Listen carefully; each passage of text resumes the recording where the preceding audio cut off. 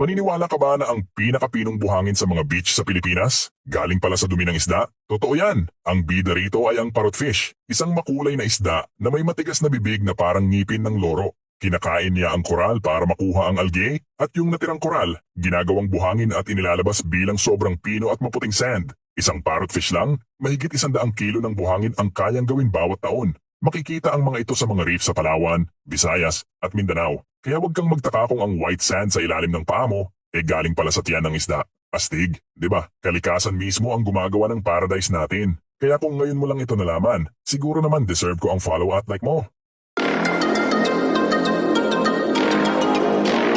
Alam mo ba na may dam sa China na sinasabing unti-unting nagpapabagal sa ikot ng mundo? Totoo ito.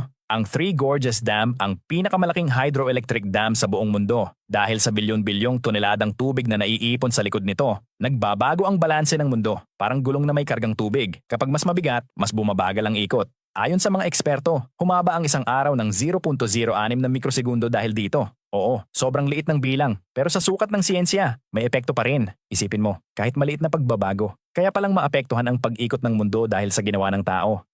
Kalahating milyon para lang sa isang mesa? Pero teka, hindi ito basta-bastang ordinaryong kahoy. Ang mesa na to ay gawa sa petrified wood. Dating puno na milyon-milyong taon na ang tanda. Habang nakabaon sa lupa, unti-unting napalitan ang buong katawan nito ng mga mineral. Kaya naging bato na may hitsura pa rin ng kahoy. Matibay, mabigat, at bawat piraso ay unique. Kaya ang presyo, umaabot ng 500,000 piso o higit pa. Depende sa laki.